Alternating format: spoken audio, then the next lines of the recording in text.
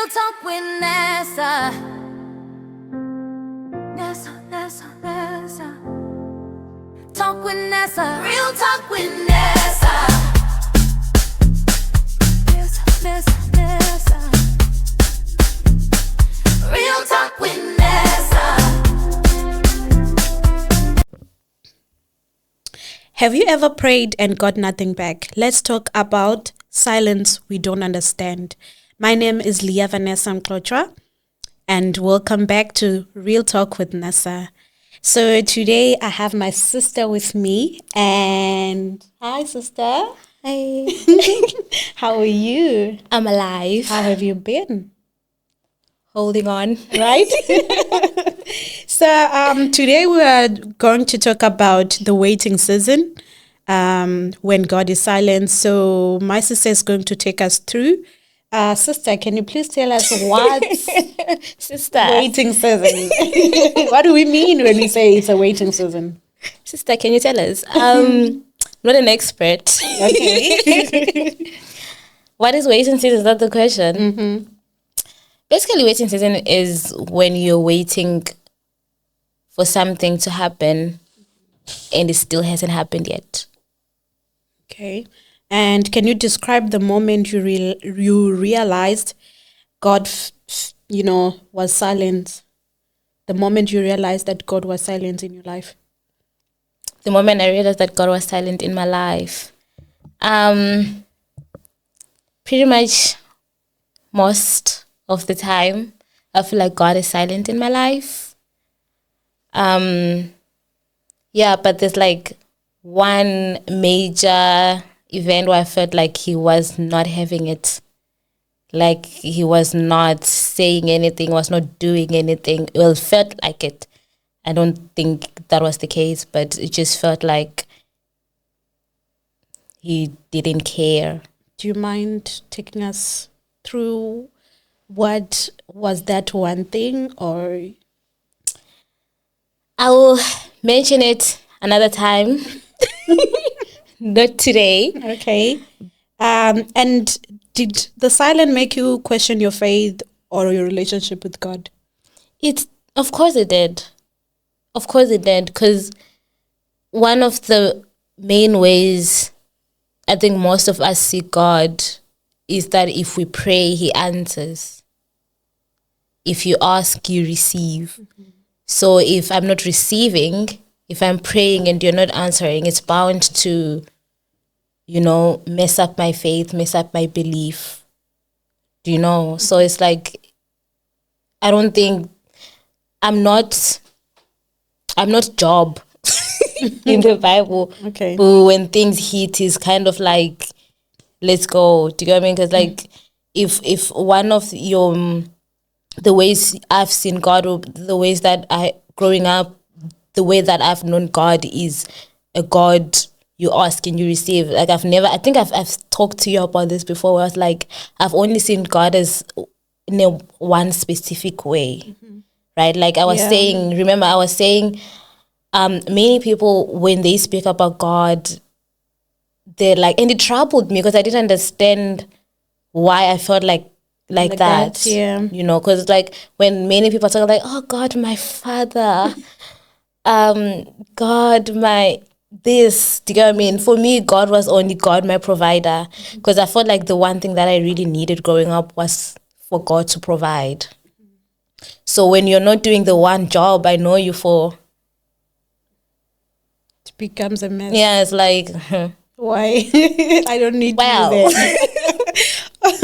Okay, Wow. And what emotions did you go through that season? Every single emotion I have experienced: anger, sadness. I wouldn't like to, but I would like to think I was somewhat depressed. You were then. I wasn't. I was close to. The only thing that I was close to being depressed. I wasn't know depressed that because you were not diagnosed that you were. No, I was close to being depressed, but I wasn't depressed. Okay. So, yeah, that just goes to show like just how down bad it was. And did you ever feel like giving up on prayer or on Yeah. yourself? In fact, I did. Almost.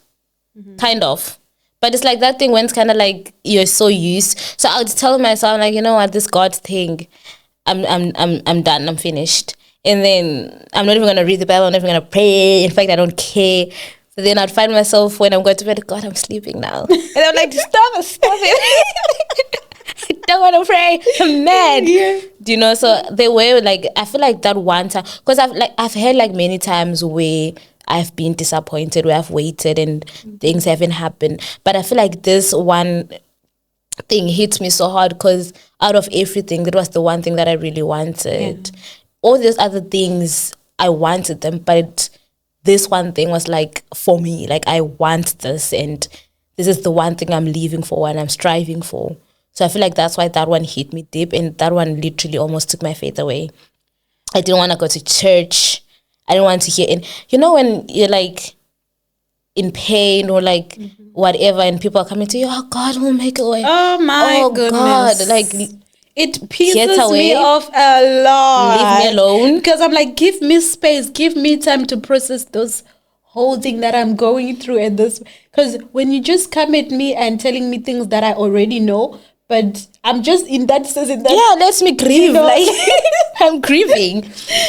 So yeah, like I feel like literally that was the one big thing that shook my faith. Like I just didn't want anything to do with God.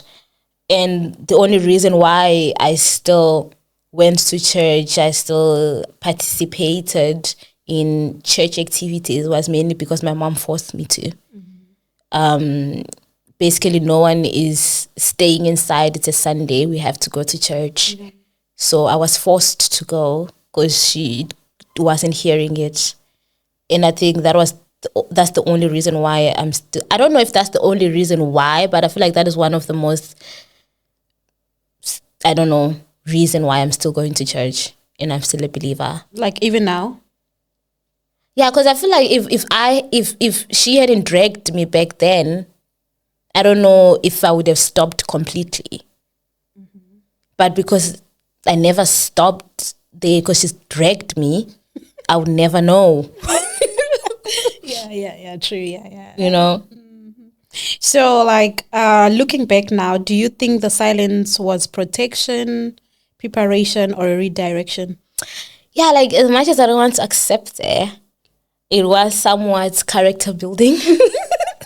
Because we know your character. Loving character, by the way. Yeah, I think like because you know, like you're trying to find a reason why it's not happening, or why it stopped midway, or why it didn't happen the way you wanted it to. I mean, trying to find a reasoning behind it, because people always say, or rather Christians always say that everything happens for a reason, and there's always, you know, even when it feels like God is silent, he's saying something, and all those things, you know, like all people always say those things. So I was trying to like rationalize or try to understand why that might have happened or why that didn't happen. So in trying to find a reason for that, I just came to a conclusion that knowing myself and knowing who I was back then, and by back then I mean like, what time was it? I think it was 2018. Yeah. 2019. 2019, yeah. Yeah, 2019. I was pretty prideful. Pretty? Which I'm not now. No, say from the time you were born to the time No. because I was you've a little been bit. prideful for like No. the time you were born. No. Yes. No, it was just during that stage. I was a little bit prideful, and the reason why I wanted what I wanted, the reason was very selfish and very, I'll show them, you know, that type of thing, that I'll show them like I don't really need anyone, I can do things by myself. And I feel like if it had happened, I wouldn't have anyone now, even my family, even you, like I'd probably have, because half the time you piss That's me why off. God didn't answer you that time.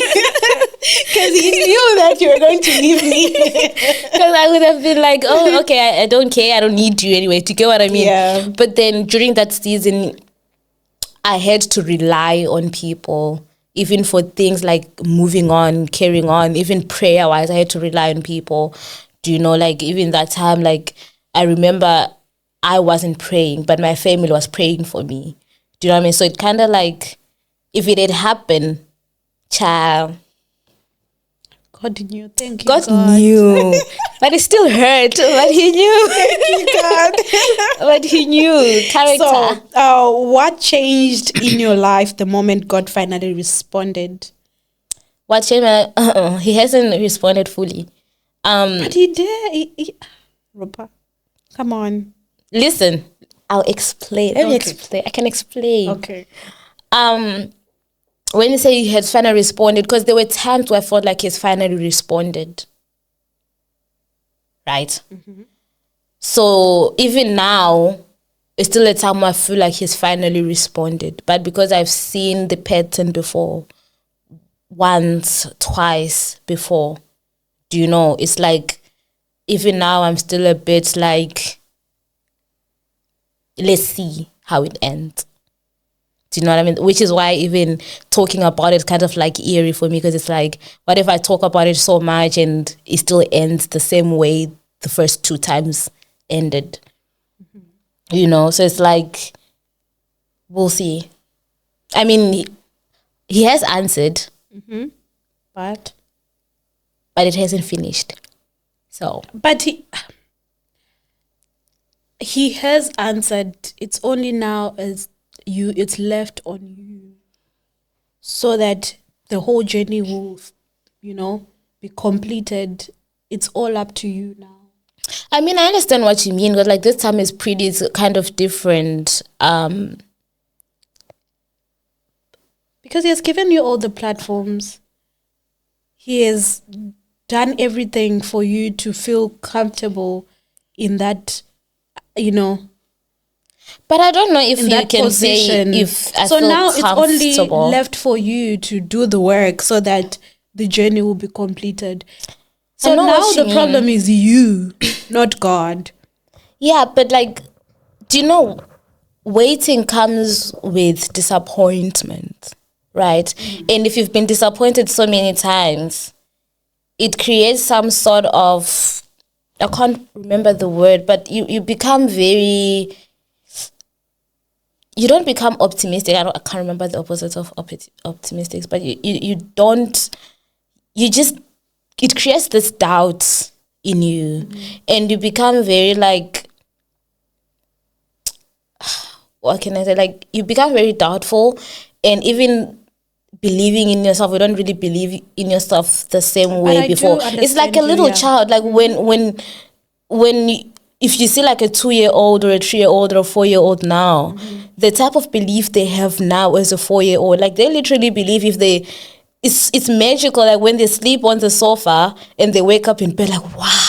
Do you know what I mean? They believe in like Father Christmas, they believe in all of those things. But the more they grow, they become they question, they become very doubtful.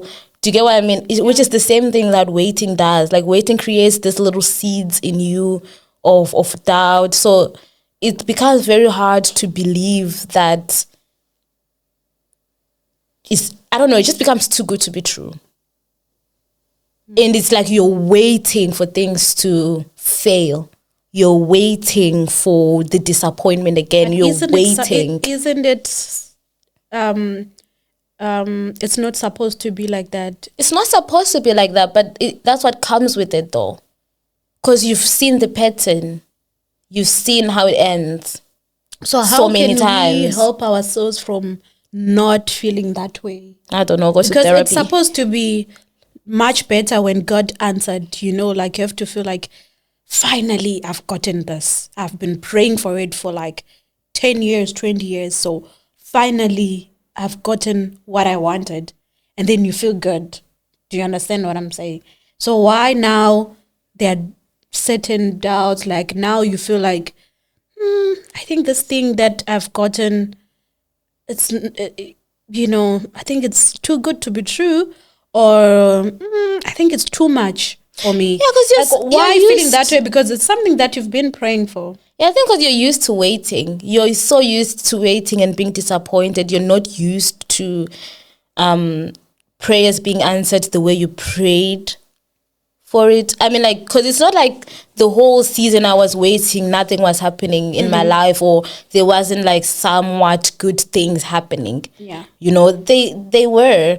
But it's like you're so used, because that's the one thing you want. That's the one thing you're praying for. You're so used to waiting. You're so used to, And then when it happens, you're kind of like, this is new. I'm not used to this. Is this real? Is this true? Is it going to happen? Is it going to fail like the first 2 times, the first 3 times? So I don't know how you can get past it. I don't know. Because I haven't found the way, because I'm still in that state where I'm very much on the edge. I'm very much like, It's not for me. not that it's not for, child, it's for me. Because I'm trying to get, It's trying to understand, like, what exactly is the problem? I don't know. The problem is just you've seen the pattern before. It's happened so many times that you're just like, yeah. It's like, what example can I give that, like, maybe you might understand? No, I get what you're saying, right? But I just want to know, like, how can we help ourselves from not feeling that way? Because it's not like I don't feel it also. Like, I'm also in that, I'm already in that process of waiting season, because there's one thing that... To man sharing? Child. Just like me, huh? There's one thing I've been praying for, and to tell the truth, I've gotten to a point that I'm like, you know what? If God, you want to give me this thing, Same, but if you don't want, it's okay too. Do you know what? I actually had this mentality that, like, it just, because of the whole waiting, the whole disappointment, the whole thing, I just got to a point, I was so angry at God, right? And I had, this thing that's going on. It's like, if he wanted to, he would. I mean, if he wanted to buy you flowers, he would. If he wanted to call you, that's the same attitude I had with God. If he wanted to, he would. The fact that he's not doing it, it means he just doesn't want to do it. Girl, It's you like, definitely come back and say, oh God, why can't you hear me? but like, that's the same mentality I had with God, because it was so, I couldn't understand why a God who, it says in the Bible that he owns everything, right? Like, everything on I this still earth don't understand is even his. now. Me, myself. Same, kind of. Like, it's kind of like everything in this world is his. He's the Almighty God. He's a God who saves. He's a God who delivers and all of that thing. So it's like, if you wanted me to be a president, I'll wake up being a president tomorrow, because the world is yours at the end of the day, isn't it? If you wanted to, he would. Like, if he wanted to, he would. I don't know, maybe that's like a toxic way, I think it is. of thinking. It is, because... But it's just anger. Like, it comes with anger. It comes like you're just angry, because it's like, why? Why not? Why not me? Definitely, why not me? God, why not us?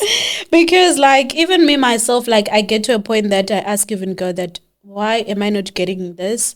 Because I have this, I have, like, you get to a point that you are mentioning things that you think, like, you deserve to have. You don't deserve that thing. thing.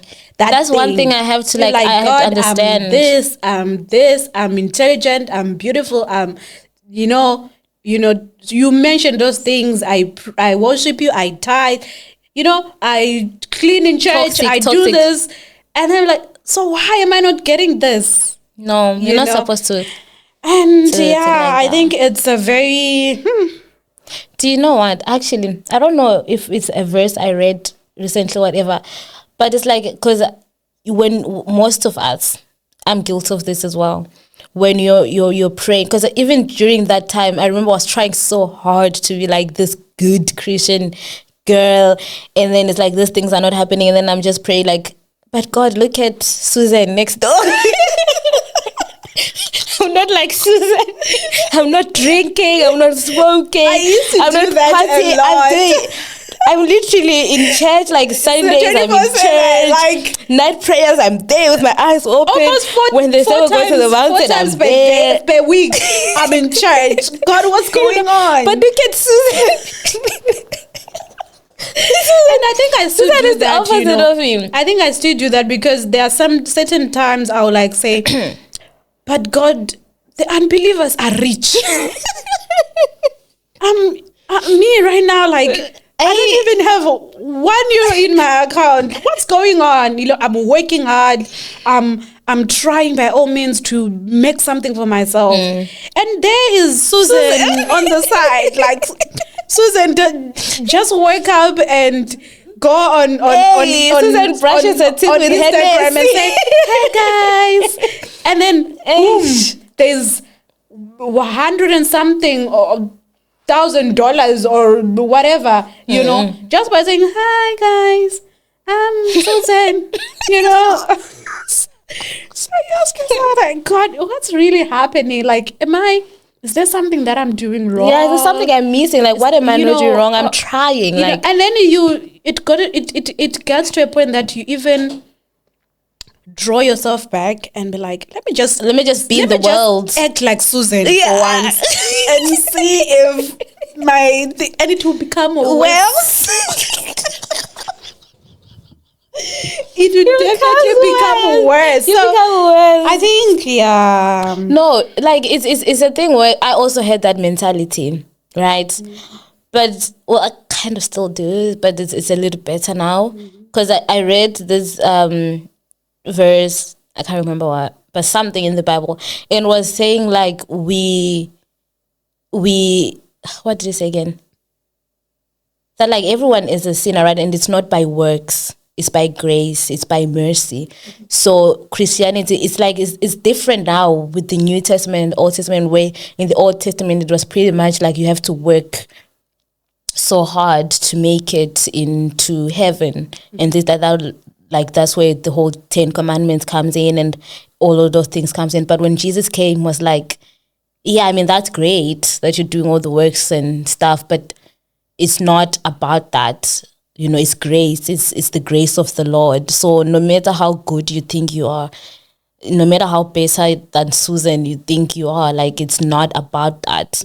You know, you don't deserve anything. God owes you nothing, but you owe him everything because he literally sent his only son to save you with all your sins and all of that. But he owes you absolutely nothing. The fact that he's even blessing you is grace. The fact that you're even alive is grace, is mercy. You have to be so thankful for all of that, you know, instead of like, oh yeah, but God, Susan, you know, because it's not about that. There's nothing that you can ever do that will measure up to what God has done for you or to whatever you think you deserve, because you deserve nothing. So that's like the one thing that I'm trying to, you know, drill into my mind, that God, no matter what, I'm not doing for myself, because all of these things that he says, yes, you're trying to be good and you're trying to, but you can never be too good. You can never be perfect. You can never, you know, like get it whole 100% right to be like, oh yeah, God, by the way, I'm great. Like, you know, because we all fall short of sin. The only person without sin is Jesus, and you're not Jesus. And do you think that it's also a sin to actually compare yourself with Susan and say like, you know, Susan is doing this, but she's, you know, God, why am I not getting things, Susan? It's like it's because you're comparing. You're comparing one, two, you are, isn't it judging also, like, I don't know about judging, but like the Bible, you are judging the Bible Susan because it like says not Susan to compare. drinks, Susan parties, Susan smokes, but she's got this. Yeah, you're just being like the Pharisees. Yeah, me, I have this, I'm doing this, I'm doing this. Why don't I have this? So it's also judging. So I think No, we should not compare for real. Like, we should not compare, like, because your journey is your journey. And I feel like that's what makes waiting season really hard, because you're not just facing your own path. You're looking at all the other. Because I promise you right now, if you're waiting for that one thing, the fact that you're even waiting for that is because you saw someone else. Growing up, you've been seeing that. Or maybe you saw someone else achieving that thing. Or maybe you saw this TV channel growing up and you're like, oh, I want that. That's something I want. And the fact that you're even praying for that thing, or even... it's because you saw someone else, which is kind of, I feel like it is great to look around for inspiration, but you shouldn't look around to compare with yourself, because our journeys are pretty very different. Do you think even society makes it worse, even in the waiting season? Because if you look at it, that for example, you're waiting for you're praying for marriage, right? You are 40 years old or 30 something year old, right? And you know that in your community or where you are living, there are 2 grannies there or 5 grannies there who believes that when you are at that age, you should be married. You should be having children and all that. So now you are praying with pressure, like, God, I'm already 40. I'm not married. God, I'm waiting. What's going on? Now it's more like, I think that's why God becomes silent, because you're actually praying. You're reasoning for it. Yes. Okay. And you're not praying because you want it. You are praying because of Susan. Of Susan grannies. Yes, of grannies that are saying you should be married at this time. But maybe God wants you to get married at 45. Like Abraham. The child. Exactly. God forbid. So, I think society does play a role. Society. Because we have a certain timeline for everything. That's when it comes, like, every single thing, it has a timeline. Like, even a child, like, when they're, like, 2 years old, 3 years old, and they're not speaking, they're kind of like, why is this child not speaking? Like, I feel like society does play a role. That's why even achievements, like, even like with school, whatever, it's like certain age, it's like primary school, certain age, it's like high school. If you're in high school and you're like 23, it's like, and then after high school is college, after college it's job, and after job 2 years it's maybe like, I don't know, marriage, and after marriage it's kids, and after kids it's death. Yeah. So even if it doesn't go according to that plan, right? It's kind of like, but it's like, whose plan is it? Because it's not God's plan. It's not God's plan. You know. When you were talking about school, it made me remember my past. Oh my God! Hey, we've been through a lot, hey? Like, I've been through, girl. It made me remember. Oh my goodness. Do you want to say it? I think I've been in so many waiting seasons. Myself. Like, I've been in episode 1. Episode 1.1. Waiting season. Because I remember when I was from grade 9. I don't know what it is in Irish system, schooling system. What's grade 9? I don't know what's grade 9 here in Ireland, but, well, when I was in grade 9, right, I remember it got in a point, like, I don't know what was happening. I will read, I will sleep at night, I'll sleep very late, but I'll fail. Like, I would literally feel like... With distinction. You're not failing with the distinction. Failing with, like, you felt like you didn't read at all. Like, for me, it was like that.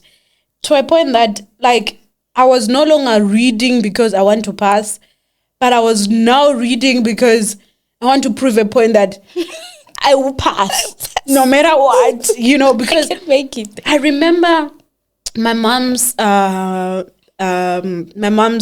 sister.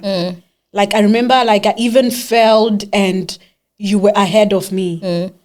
Man, like, I remember I would walk from a distance from my school to home, and I would hear people like laughing at me Speaking, yeah. and speaking and saying that look at her sister, she was her young sister was already ahead of her.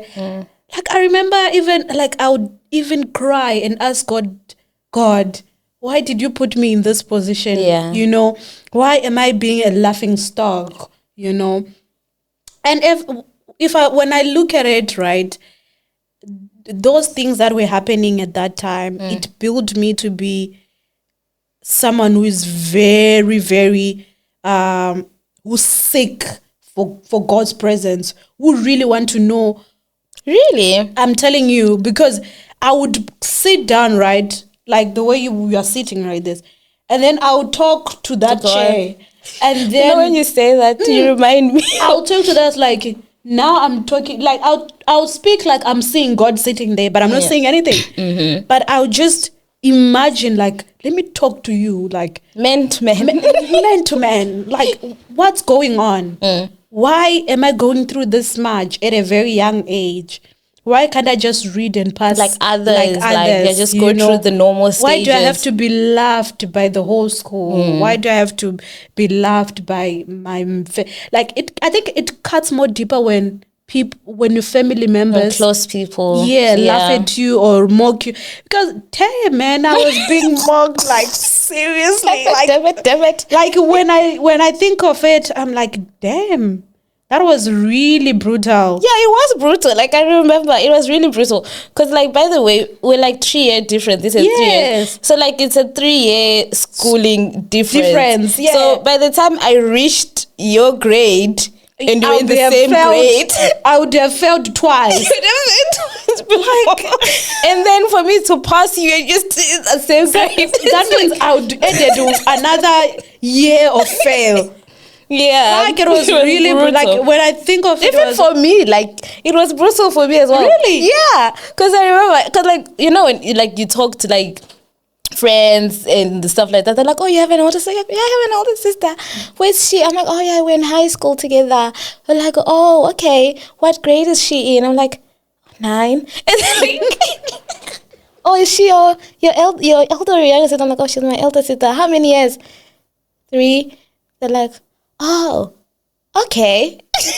because they didn't understand. Yeah, and then I have to kind of like, I don't know. It just kind of. And I think it because of relatives laughing at me a lot and people, instead of hating them, I ended up.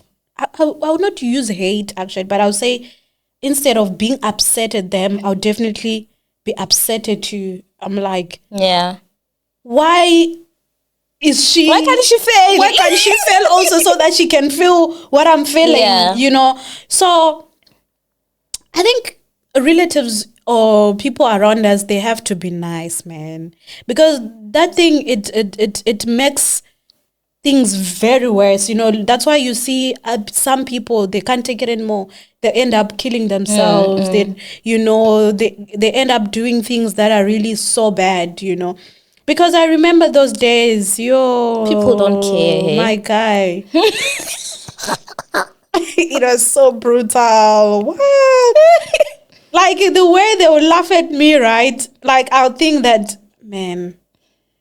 You start even feeling bad yourself, isn't it? Like you start doubting yourself, feeling like I'm stupid, I'm dumb. Like I started feeling that like there's nothing here. You know, like even to speak, I would think that if I speak, no one will listen to me, you know, like I would feel very less of myself.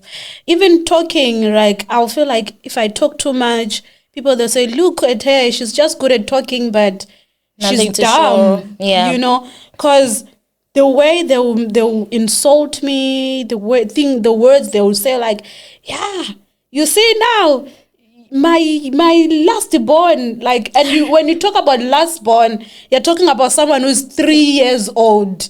Yeah, Like, who's like in primary. yeah, even, like, and it's like my will reach youngest her and they daughter will pass will her. reach you and pass you. So you feel like you'll be like, am I that empty-headed, dumb to a point that people now are now say? And I remember when I passed my matric, like I passed with flying colors. I cried. I just cried. Like I had no words. I didn't know what to say because I couldn't believe it, because I was so I wasn't afraid of failing because I was used at being laughed at, but I was so scared of what, like, not proving myself the way I want to prove myself. Like, I want to prove to people that I'm not dumb. I don't know what's happening, And I remember getting my results, and I remember I wasn't even in a hurry to get the results, but my mom, she was the one. It was mom, right? What? Who actually look at went and bought the newspaper and look for my name there. I think she was the one, because I remember I was sleeping, and then she was the one who's like, Leah, you're in the newspaper, you made it. And I was shocked. Like, I was really, really shocked. The only thing that I did was cry. And then I went into the bedroom, I kneeled down, and then I just say, God, thank you. Finally, I'm someone. So, like, sometimes some seasons, I don't think they're waiting seasons. Some seasons, they just feel like waiting seasons, but they are not. What do you mean? It's just people who make it look like, waiting seasons. Because what I'm trying to say is, at that time, right, I was praying, right, that I want to pass. But I wasn't upset of the situation. But what made it worse, and to make it look like God is not answering my prayer, Or like he doesn't care. or he doesn't care, it was because of the people around me and what the words that I'm hearing every day about myself, So I don't know. What do you think? I think that what makes our situations worse is those words that we hear about ourselves, and we think that God is not speaking, God is not saying anything, or God is not answering. But it's not just that. It's just that we want to just prove to people that I want this thing to happen, like now, so that people will actually Take you seriously. Yes, take me serious, or know that I can do it, Yeah, I mean, like, people do play a role. And like I said before, like, it's like that thing was like the timing is already set by society, the timing of certain things. So then when you don't accomplish a certain thing during that time frame you've been given, you do feel like a failure. You do feel like, damn, and then you start to feel like, oh yeah, now I'm waiting. But maybe God doesn't even want you to go through that path, but you don't know, because it's what has been done for so long. That's been the path for so long, and now you just feel like you're playing a waiting game, and God is not even, he doesn't even feel your pain. It's like he doesn't care, and it's just, I don't know. So, like, well, like, in your waiting season, right, what did you learn about yourself, and what did you learn about God? Well, I'll start with what I learned about God. I learned that God doesn't care, hey? Like, not in a bad way. Like, he doesn't care how... Because you can become very manipulative, right? You know that thing like, oh God, if you do this, I would do this. You try being maybe more good. You try being more nice. You try praying a certain way. God, if you don't do it, I'll stop praying. Don't you think? Sorry to cut you off, but don't you think that it's what? Like, I'll definitely go back to what we are being taught in church. Like, when God is not answering you, now pray in another angle. Pray in another, now pray in another angle. Or give, that thing. And then they will tell you that to maybe for God to answer you, you feel like you're buying God. Yes, give. Like, there's a way to buy. It's kind of like an exchange thing. Like, or you can they'll buy. tell you that if you work in church, God will answer your request. So I'm like, isn't it because of those teachings that were being taught? It is part of it as well, because well, I don't know about others, but growing up, like, the churches I've been to, they do have that kind of teachings where you feel like you have to do something Like an exchange. sort of, like, even, even those things where they'll be like, oh yeah, pay, what do they call it, seedings, like when you seed, Yeah. make a seed for the thing you want, those type of things. So it's like, oh yeah, I feel like I'm paying, but it's like God doesn't even need your money. Like he's, it's like, but seed for this, seed for that, seed for, so you do feel like if you do something good, or you can do something and God will answer you back. I don't know if I'm making sense. Yeah. But it's like, that's what I learned. Like, God doesn't care. Like, he really doesn't care how much money you will give. If he doesn't want that thing to happen for you at that moment, there's nothing. You can climb every mountain and pray on top of that mountain. You can cry facing there with your behind facing that way.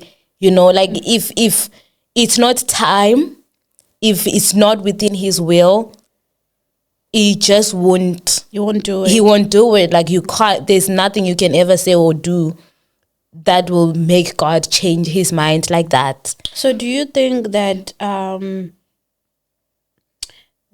that thing of being of part of saying that you should seed and for something to happen, or for your request to be, and do you think it's bad, or do you think there's a certain teaching they must teach that to teach us what seeding, what really is seeding? Because if you ask a Christian what's seeding, they'll just say seeding is, it's like an exchange. If I want something very serious, put something on your demand. I just have to seed, put an amount, 10 euro, fast. and pray about it and fast, and then God will give it. So what do you think?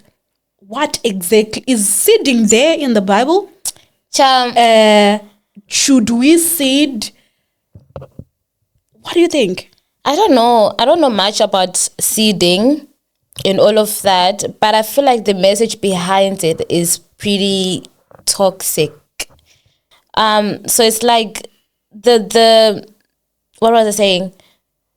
I feel like the aim behind seeding is very bit like misleading, because you end up believing that if you do that thing, or if you do seed, or if you pay a certain amount, it will happen. If it doesn't happen, it's like, yeah, I expected you to do it because I gave you maybe like 100 euro or whatever. So I feel like the main teaching should be making sure, or like praying that, okay, ask for whatever you want to ask for. But at the end of the day, your last prayer should be, God, let your will be done. If it's within your will for me, let it be done. And may my will and your will align.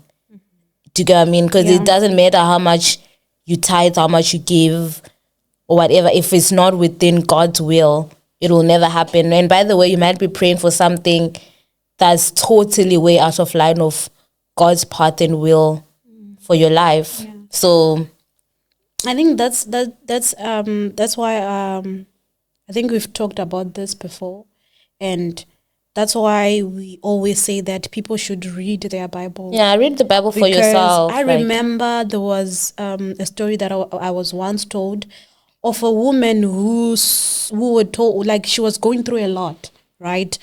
And she really needed help. And she went to a pastor, and then the pastor told her to give a seed, of a certain amount. She didn't have that amount. Like I said, she was going through a lot. She didn't have money, anything. And then she had to sell her house and all the furniture in that house to just give that seed, And at the end of the whole transaction and whatsoever, she didn't have a place to stay. Like, you've added more problems to your problem. She didn't have a place to stay. She didn't have furniture. She's now homeless. And the problem didn't go anywhere. She's still suffering. Hey, yeah. So you're like, God, why is this happening to your people? We've trusted so much in your people, but they are misleading. Yeah, don't trust. people. Don't put your trust You in know? men. Like, put your trust in God. Like, Because I've seen so many people falling, man. because like, of men of God. yes, like I've seen so many, and I'd say I was also a victim. Hey, you were. In fact, you were deep within. Like, you couldn't tell her anything. Anything. was It's that like serious? it was. I was like, why? Every little thing. It's like you're not even praying or reading the Bible for yourself. You're just, if you believe that it's like you believed like your prayers were not being heard, or like your prayers will not reach the heavens. It's like only if so and so prayed for you, that's the only Things time will it will reach change, yeah. heaven. And it's like, It's not even like that at all. And like and you need to understand, like, those men of God, they are people as well. Yes. They have their own faults, their own, weaknesses. They have their own problems as well. He might see you and see a way out. They're like, oh, by the way, I don't have data. I'll be like, yeah, Sister Vanessa, send me credit there, and then I will call you on Zoom in an hour. And if you you buy don't buy that that credit data, and you give it to him, and he doesn't even call you. He uses it to call his own people. and if you don't buy that data, you are in trouble. And they'll even get us upset and say, God said you should buy that data and you didn't. That's why you're suffering. And it's not good. Hey, it's really not good. But yeah, don't put your trust in people. Put your trust in God. If you're ever told something by anyone, especially by men of God, don't just take it as it is. Go to God, pray about it, and if God doesn't reveal it to you, if He doesn't confirm it to you, don't just take their word for it, because there are many, like, what's that saying? What is it? Wolf in sheep's clothing. There's so many of them out there that are using people, and unfortunately, many people fall victim to it because you are in need of certain things. Do you get what I mean? Like, you are very vulnerable. Like, so you fall victim to it. And some of those people, they know how to play with your emotions. Like, they know what you need, and they just play around it. I'll and tell you you fall. that there's a go-go there at home. Yeah, it's always witchcraft. There's witchcraft in your home. It's always like, it always has to be fear planted so that you act Very fast, yeah. very fast. And it's like, don't act in fear. Don't act, just pray for yourself. Pray about, yes, you've heard something. I've heard you. Thank you. But go and pray about it yourself and hear what causes you. Yeah, definitely people should read their Bible because, like I also, like I said, I was a victim. Like, my goodness, it was so bad. It was to a point terrible. that I was now confused. I didn't know what to believe anymore because I'll go to Pastor A. And you were changing them, hey? You had like 5 in your contact list that I didn't understand that phase. Even now, I'm still kind of like, what was going on? You had 5 like people that you were calling for advice, for guidance, for prayer. It's What was happening? Like if you've suffered a lot and you've experienced too much disappointment and you've never been happy. Like, all my life I've never been really, really happy. Like, I've never gotten what I really want. Like I said, from primary, it was always more being mocked, being laughed at, because of how my life was, So I've never experienced I've never gotten what I wanted, and I've never been really, really happy. So, you're trying to, I always trying to get solution and information on what's causing all of this. So in doing that, you feel like this pastor is not telling me It's not strong enough. not strong enough. It's like, I think it's addiction, because it's like people who go to witch doctors. They go to witch doctor and they're like, this witch doctor is not strong. Let me try witch B. Which B? You know, and then which B, you say which B. So it's the same as even in Christianity. You go to Pastor A, you feel like Pastor A, and also the other thing, like they'll pray for you, nothing change, and they are milking you, right? Like, this pastor is not, I think it's not strong enough. Let me try B. And then when you look at it, at the end of the day, you have 10 pastors in your phone, and Hey, you heard them, hey? and nothing changed. You know, you're now confused because Pastor A will tell you that it's because of your dressing. Your things are not moving. Now you change your dressing now. And then Pastor B will tell you, I think it's because of your hairstyle. Start wearing dukes. Things will change. Cover your head. You know? And then the other one will say, in the Bible, women were not allowed to wear trousers. It's because you're wearing a You're trouser. wearing a trouser. So now you have confusion. Yeah. You're now even more confused, like to a point that you think, you now think that Christianity is too hard. Because I used to think Christianity is too hard for me. Like when someone comes at me and told me that, or even prophesy to me and say, yeah, you'll be a woman of God, I'll bind it. Jesus, Like name. in Jesus, yeah, what? Because I used to think that Christianity is too hard for me. I'm too young, like I can't do it because today I'm being told not to wear trousers. I love trousers. Tomorrow I'm being told not to wear my makeup. I love makeup. So now I'm being shifted to be a person that I don't even That you're not. recognize. I don't even know. And it's not even a change from within. It's Yes, just a change. it's like I'll actually go on those platforms like, this is me. And then when I look at myself, I'm wearing this long dress, no Imagine makeup, like this. no whatever, you know. So like I get to a point that I was so depressed, you know. I didn't know what to. I even got to a point of asking God, what do you really want? Do you understand? So it's really, really painful because there are so many people who are a victim of that, and they even got to a point of they are no longer they are no longer praying, they're no longer believing in God because they think that Christianity is so hard and Christianity is too judgmental. People in Christianity, they're too judgmental, you know, because of those situations. And it's not even like that, you know. And I realized that, you know, if you read your Bible, you get so much peace of mind And clarity. and clarity. You even hear from God. You even get revelations, you know, on what to do, what not to do. You get dreams, you know, on God telling you which direction you should take.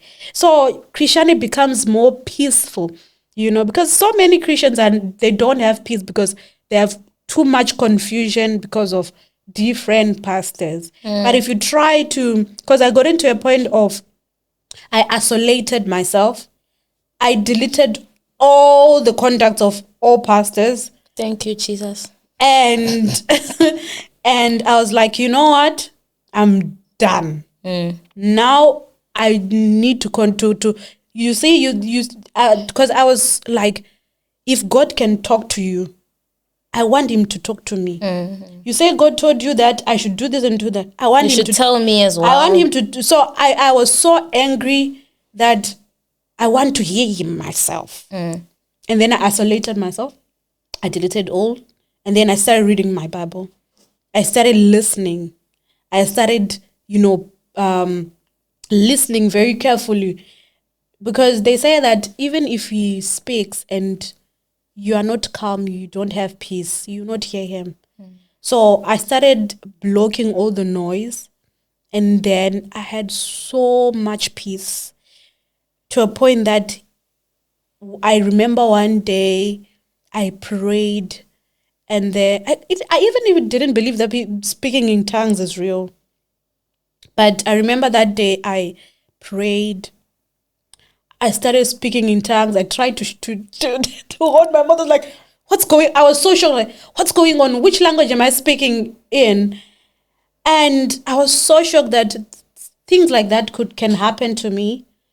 And I even got to a point that I would dream and something will happen. And I even got just like, that's when I started to understand that, you know what? Christianity is not hard, but man makes Christianity very, very hard. Sorry? Oh, okay. Okay, let me run off. So now I'm just going to round off, and I'm just going to ask you one question. And what message would you give someone watching who feels like God is silent right now? What message would I give to someone who feels like God is silent? I think I would say, if you feel like he's silent, pray the more and read your Bible the more, try to find him. I don't know. Yeah. Instead of going silent yourself as well, try to search and pray. Because I've heard from other men of God that when God feels like he's silent, he's saying something even in silence. So even his silent is him speaking. So just try to find out through the word what that silence might mean. Yeah. And for those who don't believe that God is there and God is real and God speaks, what can you say to them? Just look around. Just look around.